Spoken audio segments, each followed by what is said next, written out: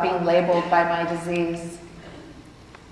And to be even more honest, I was even less excited about using my vacation time. True. My arm was twisted by some people that will go unnamed, and I decided to suck it up and go. Maybe not so surprisingly, it ended up being yet another life-changing event for me. I finally found my peeps. I was so honored to be considered a part of this incredible family. The most grateful, exuberant, and life-loving group of people I have ever had the privilege to know. I will never forget sitting in the huge Coliseum for the closing ceremonies and listening to the cheering all around me. I had tears flowing down my face. I was so amazed to be considered one of them. They were such amazing, superhuman people. I felt so strong and proud. I had found a way to identify my disease with who I am. I felt more whole than I ever had in my entire life. The sound of hope was literally screaming in my ears. This led to an amazing opportunity to compete in the World Transplant Games in Australia 2 years later. Not only did I have the thrill of traveling halfway across the world, the friendships that I had started at the US Games were solidified, and I felt even more a part of the recipient community. I also had the opportunity to meet recipients from all around the world and to compete at an even higher athletic level. My favorite athletic moment at these games happened when I managed to pull a Michael Phelps finish in the 100-meter freestyle. Cool. I won the gold by just the tip of my finger. I had trained so hard, and I was absolutely thrilled. Those swimmers were so incredible. You would never have known for a minute that they had ever been sick. The medal from this race is the one that means the most to me. It's the one I proudly gave to my mom. It's also the one that you won't see with the rest out there in the lobby. It's proudly hanging on her wall at home. And then comes all the things that I never even allowed myself to consider. I think all the things that most people just assume are going to happen in their lives.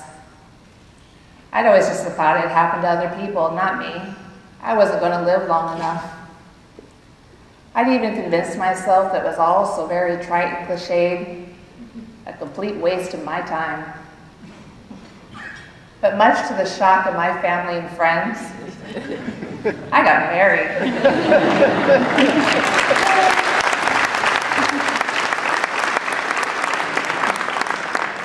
I somehow managed to find that soulmate in life that everybody talks about, that I never truly believed existed. My own true partner in life and big lovable nerd, Scott Browning. Love you, dear.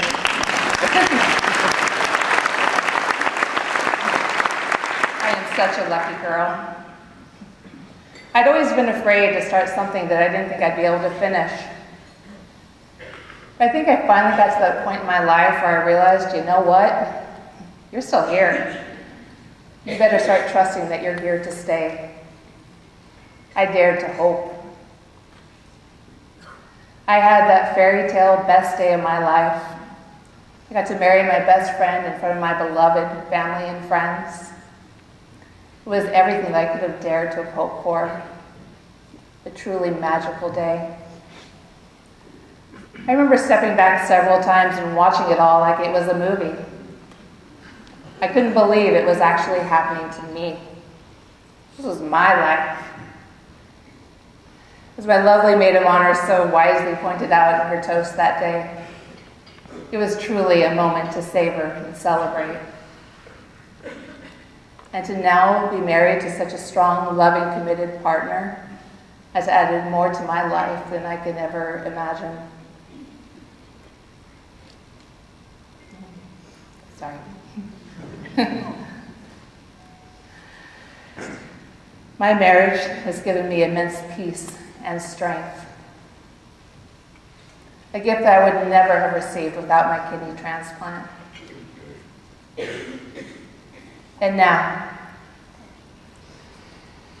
I'm experiencing what in my mind is the most audacious, rebellious act I can imagine for someone such as myself.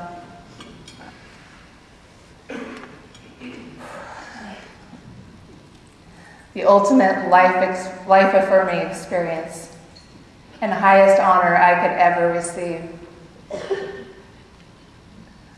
I'm going to have a son.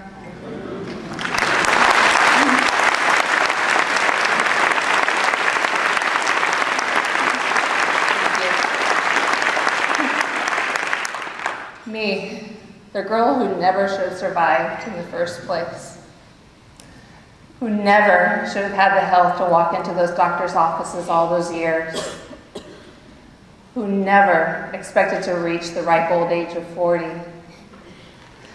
I'm going to have a son in just a couple short months.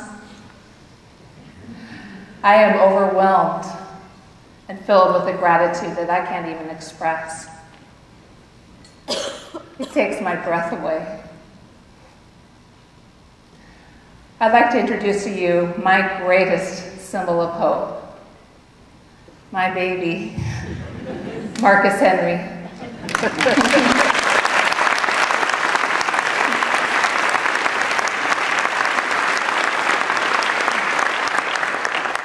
I am so proud that this well-used, beat-up body of mine is capable of such a thing, creating life. None of this would have been possible without the miracle of my mom's gift. Her gift has given me life. You want to know what the best part of my story is? The best part of my story is that mine is only one of thousands of stories. There are transplant recipients out there everywhere, living their dreams, contributing to this world, experiencing love, joy, and happiness. They are walking, talking miracles, all because of the selfless act of organ donation. There are literally thousands. It's truly incredible.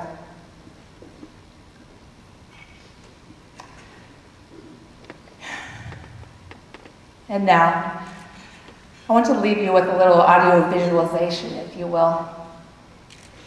I've used this many times while at work, when things are getting tough, when all I want to do is finally lie down and get some sleep, where I'm faced with tragic situations with donor families, or stressful interactions with various resistant parties. When I just want to stop and say, this is too hard.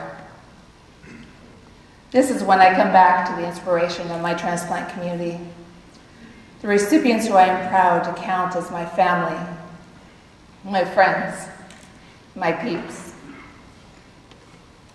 I need you to close your eyes. Really, close your eyes. Works much better. Imagine for a moment that you're in a coliseum full of cheering, frenetically happy people, just as I was at those first transplant games in Pittsburgh. These are all people that have immense gratitude for life, who are thrilled to be alive, much less competing and celebrating. Listen to them. They are wives, sons, friends, parents. Look at those faces. I can see every one of them. The reality of their existence is so right, so absolutely meant to be. This is a sound of unimpeded joy, of life, of hope, and then silence. This is the sound of our inaction, of our ambivalence. This is what it would sound like if we did nothing. but we stop and lay down because it is just too hard. This can never happen. Something so right should never be stopped. We all have the choice of whether to offer hope or silence. Thank you so much for letting me share my story with you here this morning.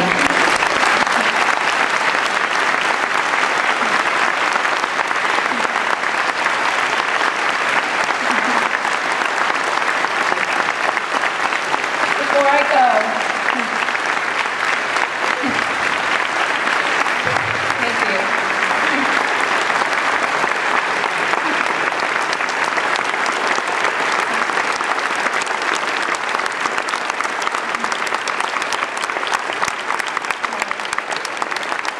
Before I go, though, I've got two people I need to have come up here on the stage so I can share them with you. My dear husband, Scott, and my mom and donor hero, Linda Riggert. Thank you.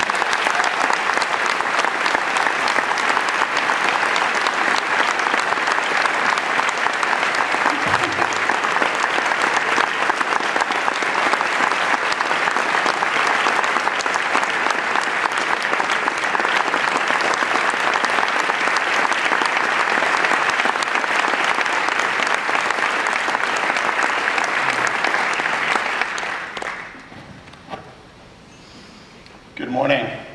I'm Mike Seeley, the Executive Director